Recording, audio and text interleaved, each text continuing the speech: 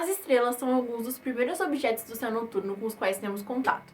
O seu brilho se distingue em meio à noite e o próprio Sol é nossa fonte diária de luz e calor. Sem o Sol, simplesmente não haveria vida na Terra.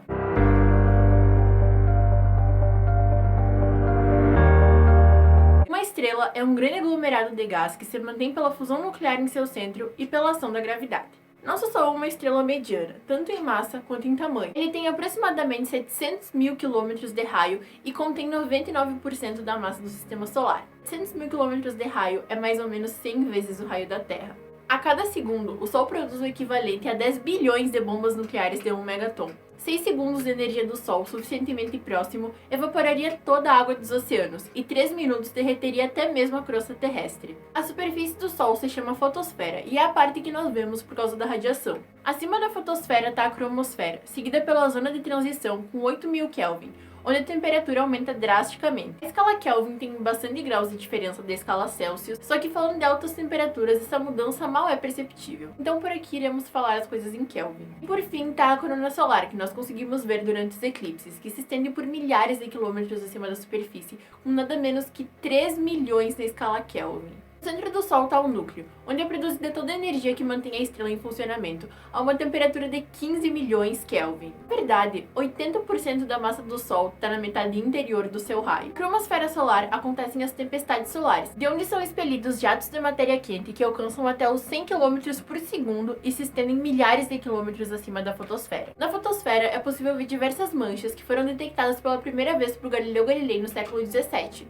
Essas manchas, que costumam ser um pouquinho menores que a Terra, são regiões onde a temperatura da fotosfera é menor. Elas aparentam ser escuras só porque estão sendo comparadas com áreas muito brilhantes, mas na verdade elas não são escuras como elas aparentam. A existência dessas manchas está diretamente relacionada ao campo magnético do Sol, que foi descoberto no século XX e gera muitas dúvidas até hoje. Nas regiões onde tem as manchas solares, a intensidade do campo magnético é cerca de 1.300 vezes maior. Por isso, acredita-se que essas regiões sejam mais frias porque o fluxo do campo magnético bloqueia a passagem do gás quente. A radiação eletromagnética e as partículas que conseguem escapar da corona solar permeiam todo o sistema solar, formando os chamados ventos solares. A cada segundo, 2 milhões de toneladas de matéria é liberada do Sol, e enquanto a radiação leva mais ou menos 8 minutos para chegar até aqui, as partículas podem levar até alguns dias. Os ventos solares escapam através de buracos coronais, que são estruturas que têm densidade menor que o restante da corona, o que faz com que a matéria consiga passar mais facilmente. O mecanismo básico que garante estabilidade para as estrelas é o chamado equilíbrio hidrostático. Como visto anteriormente, o Sol detém 99% da massa do sistema solar.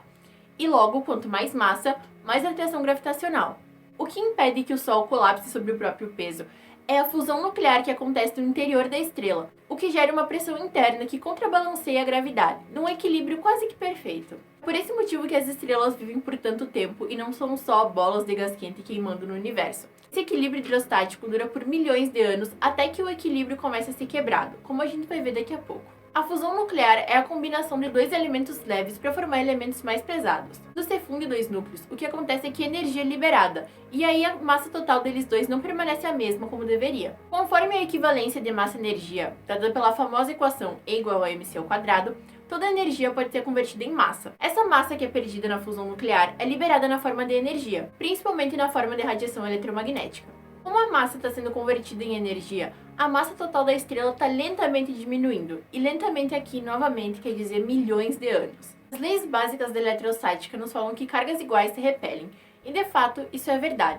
Acontece que quando a temperatura está suficientemente alta, essa repulsão é quebrada e a força nuclear forte ganha, fazendo com que dois átomos colidam, formando um novo elemento mais pesado, porém com a massa total dos dois diminuída, liberando energia. As estrelas são uma parte fundamental do universo, mas elas não são tudo que existe no meio interestelar. O meio interestelar é composto principalmente de gás e poeira, que permeiam o espaço de uma maneira um tanto quanto desigual. A todo momento, novas estrelas estão sendo formadas no meio interestelar. As nuvens de Magalhães, por exemplo, são um ótimo exemplo de um grande berçário estelar que a gente pode ver no céu noturno. As estrelas começam a se formar quando parte desse meio interestelar de gás e poeira começa a colapsar sobre o próprio peso e contrair. Ao contrair, a poeira e o gás se condensam em unidades cada vez mais pequenas e assim eles vão aquecendo e cada vez se agrupando mais. E eventualmente a temperatura fica tão alta que a fusão nuclear começa a acontecer. No geral, associamos a temperatura ao calor, mas na verdade, temperatura é uma medida do grau de agitação das moléculas de alguma coisa. Quanto maior a temperatura, mais agitadas estão as moléculas, e quanto menor a temperatura, menos agitadas estão as moléculas. A alta temperatura também faz com que a pressão exercida seja muito maior, é a explicação pelo qual a fusão nuclear consegue contrabalancear a gravidade. Para que uma estrela se forme, inicialmente a gravidade precisa ser maior que a pressão interna, para que ela consiga contrair e começar a aquecer. Para entender aqui como nascem as estrelas, vamos tomar como base uma estrela mais ou menos como o Sol. Tudo começa em uma nuvem interestelar. Essas nuvens são geralmente enormes, com milhares de vezes a massa do Sol, o que faz com que uma única nuvem possa dar origem a diversas estrelas. É provável que o Sol tenha várias irmãs perdidas por aí. Essas nuvens geralmente têm pressão interna suficiente para não colapsarem sobre a própria gravidade, até que algum evento externo aconteça, como por exemplo, uma explosão superenergética de supernova, que desequilibre esse estado e faça com que ela comece a contrair. Quando ela começa a contrair, são gerados fragmentos menores, de cerca de 1 a 2 vezes a massa do Sol. Só que esses fragmentos de nuvem ficam distribuídos a distâncias de cerca de 100 vezes o tamanho de todo o sistema solar. A temperatura do fragmento nesse estágio ainda é muito baixa, com exceção do centro, onde a temperatura aqui está começando a aumentar. Após alguns milhares de anos de contração, agora a nuvem já se tornou tão densa que a radiação não consegue mais escapar. No centro, a temperatura já está na casa dos mais ou menos 10 milhões Kelvin, o que faz com que ela seja considerada uma protoestrela. A massa dessa protoestrela no centro continua crescendo com a contração, só que o raio dela fica cada vez menor, e isso também contribui para que a temperatura na protoestrela eleve muito. Agora a temperatura já é alta o suficiente para que a pressão consiga concorrer com a gravidade, mas mesmo assim não é suficiente para frear totalmente a gravidade. Ela apenas desacelera um pouco a contração. A matéria que não condensou na protoestrela está no disco protoestelar, de onde serão formados os planetas, e esse disco tem mais ou menos 100 unidades astronômicas de extensão. Quando a estrela tem 10 vezes o tamanho do Sol, a temperatura já está 5 vezes maior, mas ainda assim não é suficiente para a fusão nuclear começar a acontecer. Somente 10 milhões de anos após se tornar uma protoestrela, que a temperatura chega nos 10 bilhões Kelvin necessários para que a fusão nuclear comece. Agora, a massa da estrela é de aproximadamente a massa do Sol e o raio é de mais ou menos 1 milhão de quilômetros, o que é só 300 mil quilômetros a mais do que o tamanho atual do Sol. Durante os próximos 30 milhões de anos, a estrela vai contrair mais um pouco até atingir os 30 milhões Kelvin em seu núcleo e aí sim atingir o equilíbrio hidrostático definitivo. A estrela continuará desse modo por mais muitos milhões de anos, até que o equilíbrio comece a se romper novamente. Quanto maior a massa da estrela, mais rápido ela se forma, e fragmentos muito pequenos nunca chegam a se tornar estrelas. Para conseguir atingir a temperatura necessária para a fusão nuclear, a nuvem precisa ter cerca de 80 vezes a massa de Júpiter. Porém, no universo há objetos menores que isso, muito menos massivos e mais frios, chamadas de anãs marrons, que têm cerca de 12 vezes a massa de Júpiter. Uma das teses de doutorado mais importantes escrita na história da astronomia, se não a mais importante, foi escrita por Cecilia Payne-Gaposchkin no ano de 1925. Ela era uma astrônoma que era parte do grupo das mulheres computadores de Harvard, que foram astrônomas muito importantes responsáveis por estudar e catalogar milhares de estrelas. A Cecília foi quem provou que os elementos mais abundantes nas estrelas eram o hidrogênio e o hélio, uma teoria que levou muito tempo para ser aceita e que foi renegada por pessoas bem importantes da ciência porque se acreditava que o Sol era feito basicamente dos mesmos componentes da Terra. Para estudar as estrelas, os astrônomos mapeiam algumas características básicas, como por exemplo o brilho e a luminosidade dessa estrela. Enquanto a luminosidade é uma característica intrínseca da estrela, o brilho aparente é simplesmente uma medição da quantidade de energia dela que chega na Terra em determinado momento. Como o próprio nome já diz, o brilho aparente. Logo, o brilho aparente depende não só da luminosidade da estrela, mas também da nossa distância até ela. Medindo o brilho aparente, os astrônomos criaram as primeiras escalas para medir a magnitude das estrelas. A primeira escala data de 200 a.C., feita por um homem chamado Hiparco, que catalogou as estrelas em 6 grupos distintos. As estrelas mais brilhantes eram as de primeira classe, enquanto as menos brilhantes eram as de sexta classe. Atualmente, para ser mais precisa, essa escala é quebrada em números decimais e também permite objetos menores que 1 para objetos muito luminosos e objetos maiores que 6 para objetos muito fracos. A magnitude absoluta diz respeito ao brilho aparente da estrela a uma distância fixa de 10 parsec, o que faz com que consigamos dados um pouco melhores a respeito das estrelas. E isso faz com que as estrelas se tornem distinguíveis sem levar em conta a distância, que pode deixá-las mais luminosas ou menos luminosas.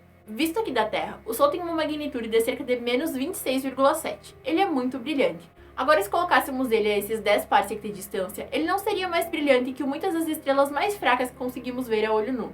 Além do brilho, outra característica fundamental das estrelas é a temperatura. Isso pode parecer um pouco contraintuitivo, mas as estrelas mais quentes têm uma cor mais azulada, enquanto as mais frias têm uma cor mais avermelhada. Na constelação de Orion, por exemplo, temos Betelgeuse e Rigel. duas estrelas supergigantes. A diferença é que Betelgeuse é uma estrela supergigante vermelha, enquanto Rigel é uma supergigante azul. A temperatura da superfície de Betelgeuse é mais ou menos 3.400 Kelvin, enquanto a de Rigel é 11.000 Kelvin. Entre o final de 2019 e o começo de 2020, essa estrela Betelgeuse começou a chamar muita atenção dos astrônomos e causou um certo impacto na internet, porque muitas pessoas achavam que ela iria explodir em supernova. E o que é uma supernova, eu vou falar daqui a pouco. Do nada, essa estrela começou a apresentar uma mudança no seu brilho muito grande, e por ela já estar no final da sua vida, essa especulação de que ela estaria prestes a morrer era muito grande. Mas na verdade, hoje sabe-se que essa mudança de brilho era simplesmente por causa de uma nuvem de poeira que estava cercando a estrela, fazendo com que ela se tornasse mais fraca. De qualquer forma, em algum momento nos próximos milhares de anos, Betelgeuse vai explodir e virar uma supernova muito energética. E bom, falando em temperatura, agora vamos falar sobre o espectro eletromagnético. Como vimos anteriormente, a luz faz parte do espectro eletromagnético. Embora, por exemplo, nós não sejamos capazes de emitir radiação no espectro da luz visível, nós podemos emitir calor pelo infravermelho. Todos os objetos macroscópicos emitem radiação. Eles irradiam porque as partículas carregadas das quais eles são feitos estão em constante movimento, e quando elas mudam o seu estado de movimento, elas emitem radiação. Assim como a frequência e o comprimento de onda, que nós já vimos lá quando falamos sobre o efeito Doppler, a intensidade também é uma propriedade intrínseca da radiação. Os objetos não emitem radiação em apenas uma frequência, mas sim espalham a sua emissão por diversos comprimentos de onda. É muito importante salientar que essa distribuição não é igual e varia de objeto para objeto. Então, certos objetos têm mais emissão em certas faixas do que outros. A intensidade da radiação em diferentes comprimentos de onda diz muito sobre a natureza do objeto, como a gente vai ver já já. Alguns cientistas, como por exemplo Max Planck, estão estudando a temperatura dos objetos, até perceberem que o espectro de emissão deles podia dizer muito sobre a temperatura deles. A curva de emissão dos objetos não é simétrica. Ela cresce mais lentamente para as menores frequências do que para as maiores, e esse formato é característico para todos os objetos. Todos os objetos apresentam uma curva aproximada muito parecida com essa aqui. O corpo negro é uma idealização matemática de um objeto que absorve toda a radiação que recai sobre ele. Além disso, ele deve emitir a mesma quantidade de energia que ele absorve. Nenhum objeto absorve e emite radiação nesse estado perfeito, mas como eu disse anteriormente, é uma boa aproximação que pode ser muito útil para estudar, por exemplo, as estrelas. A temperatura do corpo negro define a intensidade das frequências de onda emitidas. Em temperaturas mais baixas, a maior intensidade é da cor vermelha, enquanto em temperaturas muito altas, a maior intensidade é da cor azul. No entanto, o formato da curva sempre permanece o mesmo, e na intensidade máxima, todas as cores do espectro visível são emitidas, formando o branco. Objetos com temperaturas muito baixas emitem a maior parte da radiação na parte invisível do espectro, principalmente o infravermelho. A temperatura da estrela pode ser obtida observando essa curva do corpo negro dela. E agora que entendemos um pouquinho sobre como funciona essa questão da temperatura e do espectro luminoso, podemos falar um pouquinho sobre as linhas de absorção e emissão. No começo do século XX, foi percebido que essa teoria que já existia da radiação eletromagnética estava incompleta, e daí nasce a famosa mecânica quântica. Quando a radiação interage com matéria em escalas muito pequenas, escalas microscópicas, ela não se comporta como uma onda, e sim como uma partícula. É graças a esses avanços da mecânica quântica que a espectroscopia, que é o estudo da luz e a forma como ela interage com a matéria, é tão válida e tão eficiente em descrever informações básicas sobre as estrelas. Os objetos que mais se aproximam da curva do corpo negro são aqueles que têm um espectro contínuo. Vistos do espectroscópio, esses elementos apresentam as cores tradicionais do arco-íris, sem falhas. No entanto, nem todos os objetos macroscópicos apresentam suas cores dessa forma. Alguns elementos, quando, por exemplo, aquecidos, podem emitir linhas específicas que são chamadas de linhas de emissão do elemento. As linhas de emissão são propriedades físicas dos elementos químicos, e embora possamos mudar a temperatura do objeto e fazer com que elas se intensifiquem ou diminuam, elas são as mesmas e nunca variam, apenas mudam a sua intensidade. Cada elemento químico tem as suas próprias linhas de emissão, que servem como identidade. Por isso, ao utilizar a espectroscopia para mapear uma estrela, podemos descobrir do que ela é feita. As linhas emitidas pelo elemento são aquelas que ele não absorve, ou seja, que estão fora das suas linhas de absorção. A emissão e absorção de um determinado elemento químico está relacionada à mudança do orbital de algum elétron que orbita um núcleo do elemento em questão. Os elétrons podem ser momentaneamente excitados e pular para um nível mais energético acima do orbital que eles estão em seu estado fundamental. Quando eles retornam ao estado fundamental e perdem energia, eles emitem fótons, e esses fótons podem ser emitidos em diferentes cores. Como nós vimos anteriormente, os fótons são as partículas mediadoras da força eletromagnética. E é assim que é explicada a dualidade onda-partícula, esse comportamento duplo da luz, tanto como onda, tanto como partícula. Como cada elemento possui a sua própria estrutura interna, quando eles emitirem esses fótons após os átomos decaírem para o estado fundamental, eles irão emitir cores diferentes. Em escala macroscópica, a luz funciona bem como uma onda, mas quando falando em escalas que tratam da mecânica quântica, é fundamental tratar ela como uma partícula. As linhas de absorção correspondem às frequências que os elétrons absorvem e que os faz mudar por estado excitado, enquanto as linhas de emissão correspondem aos fótons emitidos quando o elétron retorna ao estado fundamental. O átomo de hidrogênio é o átomo mais simples. O próximo elemento, que é o hélio, que já tem mais átomos, vai ter um espectro um pouquinho mais complicado, e assim sucessivamente. Agora falando sobre o tamanho das estrelas, elas podem ser supergigantes, gigantes ou estrelas anãs. As estrelas supergigantes têm mais de 1000 vezes a massa do Sol, enquanto as estrelas gigantes têm de 10 a 100 vezes a massa do Sol, e as estrelas anãs são as estrelas comparáveis ou iguais em tamanho ao raio do Sol. Quanto mais rápido acontece a fusão nuclear, mais a estrela queima seu combustível, e mais ela vai chegando ao fim da sua vida. As estrelas massivas, por outro lado, demoram muito tempo para conseguir queimar todo o seu combustível, o que faz com que elas vivam muito mais. Então, ser uma estrela gigante não é nem tão legal assim. As estrelas demoram bilhões de anos para se desenvolver, mas quando elas chegam no fim das suas vidas, uma série de eventos em cadeia vai levar elas à morte. A fusão nuclear de hidrogênio e hélio mantém a estrela estável por muito tempo, mas eventualmente esse hidrogênio começa a se esgotar e a estrela não consegue mais fazer esse hélio. A forma como ocorrerá o fim da vida de uma estrela depende da sua massa, principalmente. Para estrelas como o Sol, o destino é se tornar uma anã branca, mas estrelas muito massivas podem ter fins muito mais dramáticos. Após cerca de 10 bilhões de anos, o hidrogênio da estrela começa a se esgotar. O hélio começa a tomar conta do núcleo e a fusão nuclear para de acontecer, já que em estrelas menos massivas elas não atingem a temperatura necessária, e quanto mais pesado o elemento, mais energia e temperatura é necessária para que a fusão nuclear aconteça. Com isso, a gravidade passa a sobressair e o núcleo começa a contrair. Durante esse período, a estrela expande para até 3 vezes o tamanho do Sol, se tornando uma subgigante. Enquanto o núcleo contrai e aquece, as camadas externas se expandem e esfriam. Nos próximos 100 milhões de anos, a estrela vai se tornar uma gigante vermelha que engloba até a órbita de Mercúrio.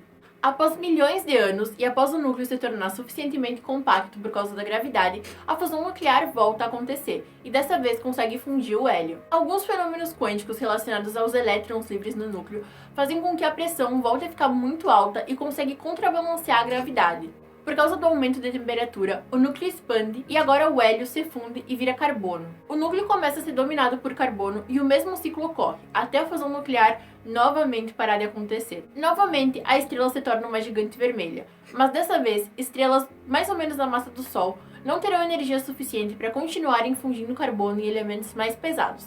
Estrelas mais massivas vão conseguir continuar com esse processo, mas para o Sol, esse é o fim da estrada. Para dizer que o Sol não consegue, na verdade uma pequena quantidade de oxigênio é formada, mas mesmo assim, não é suficiente para deter o colapso gravitacional. Agora, a estrela se expande até englobar a órbita da Terra e de Marte. Nesse momento, as camadas externas da estrela são ejetadas ao espaço, formando uma nuvem gigante ao redor da estrela. Agora a estrela está dividida em duas partes, o núcleo e essa nuvem que vai por todo o tamanho do sistema solar.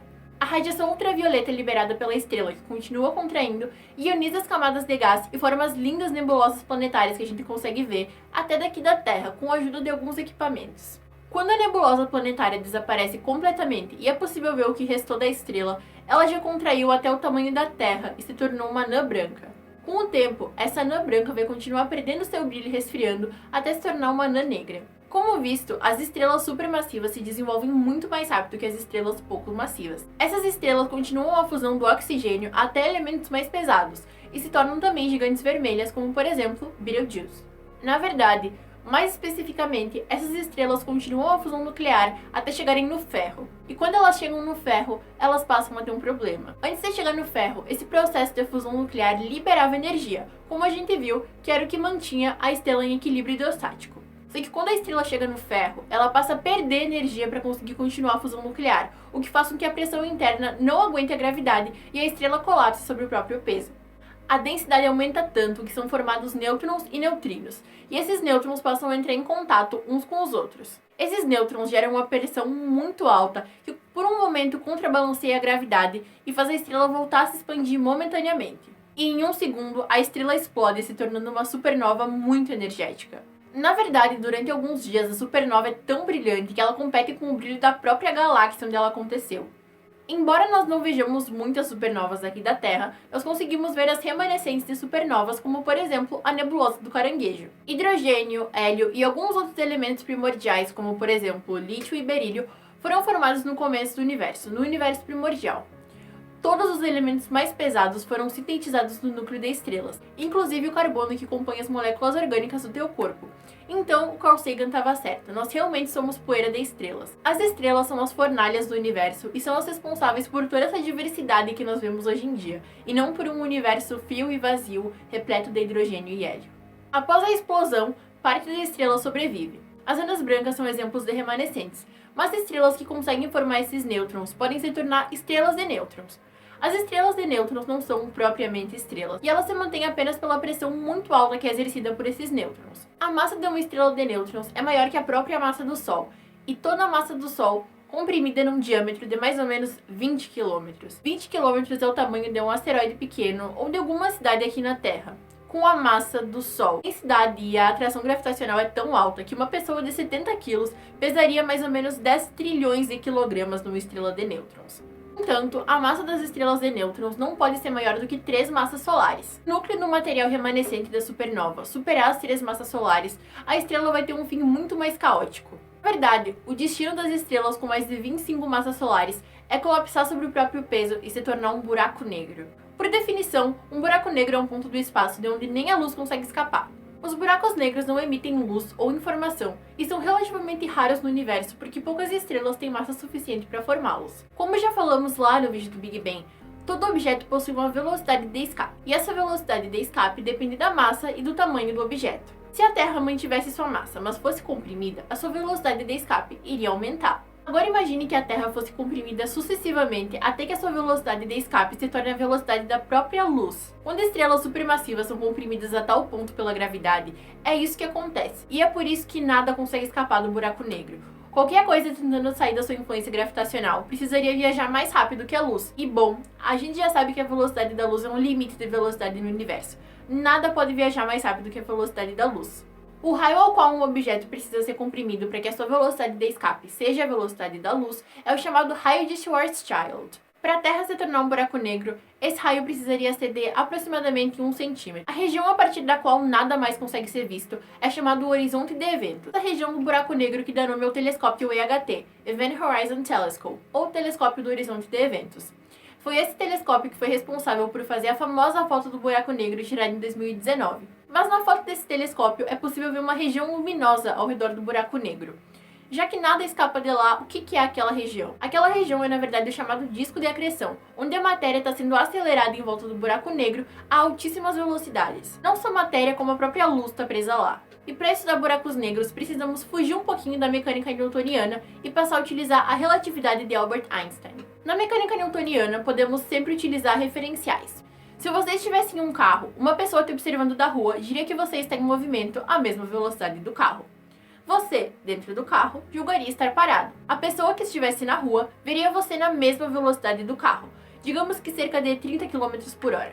Agora imagine que você, por algum motivo, decida abrir a janela do carro e arremessar uma bola para alguém do lado de fora. Se você jogasse essa bola a 1 km por hora em relação ao carro, a pessoa que estivesse te vendo de fora veria a bola sendo arremessada com a velocidade do carro mais a velocidade do seu lançamento. E isso é um problema. A velocidade da luz não é impactada por essa descrição da mecânica newtoniana.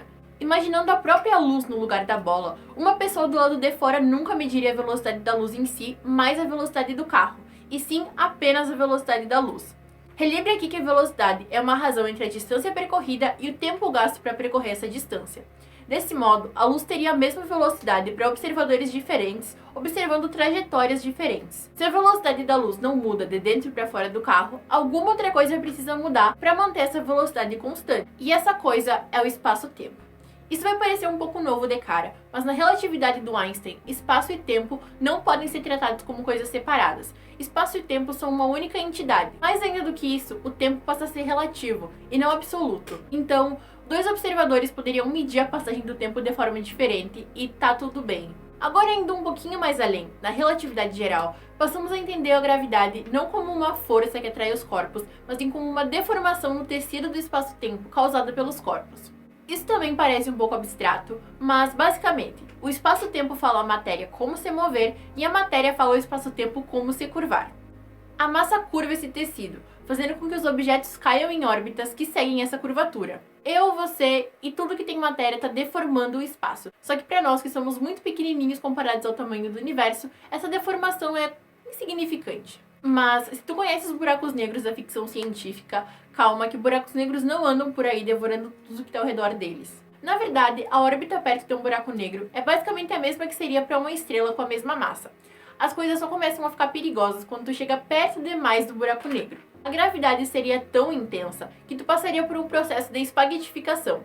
A diferença de gravidade entre teus pés e a tua cabeça iria te espichar muito e basicamente desintegrar teu corpo. Além disso, se tu caísse em um buraco negro, sofreria do chamado redshift gravitacional. Os fótons, para escapar do buraco negro, teriam que perder energia, e essa energia seria perdida com eles aumentando o comprimento de onda e diminuindo a frequência. Por isso eles sofreriam um desvio para o vermelho, o redshift, que na verdade não é só um desvio para o vermelho, mas sim continuaria até as menores frequências do espectro, até se tornar invisível. Usando a mesma analogia anterior, onde a frequência passa a aumentar, o tempo também começa a passar mais devagar quanto mais próximo do horizonte de eventos tu tá. Imagine o próprio tic-tac do relógio. Numa frequência mais alta, tu ouviria mais tic-tacs em um certo período de tempo. Agora, conforme a frequência vai baixando, o tempo se torna cada vez mais lento e os tic-tacs do relógio se tornam cada vez mais espaçados. Esse processo, chamado de dilatação temporal, ao chegar no horizonte de evento, o tempo para. E uma pessoa vendo de fora nunca veria tu de fato cair no buraco negro, porque o tempo estaria parado. O que tem dentro do buraco negro é uma singularidade, uma região que a física não tem os mecanismos necessários para descrever. A primeira foto de um buraco negro que foi tirada em 2019 é de um buraco negro supermassivo de milhões de massas solares que está na galáxia M87, uma galáxia relativamente distante da Via Láctea. Buracos negros supermassivos estão no centro de quase todas as galáxias. E nós estamos ok estando longe deles. E não, nada vai acontecer com o Sol ou com o Sistema Solar, a não ser que em algum momento do futuro o Sistema Solar chegue muito perto dele. A primeira foto de um buraco negro é um grande avanço para a ciência que ilustra o quão curioso e fascinante o universo pode ser. Nos próximos anos devemos esperar grandes avanços nessa área e conhecer muito mais sobre o tempo e o espaço, ou espaço-tempo.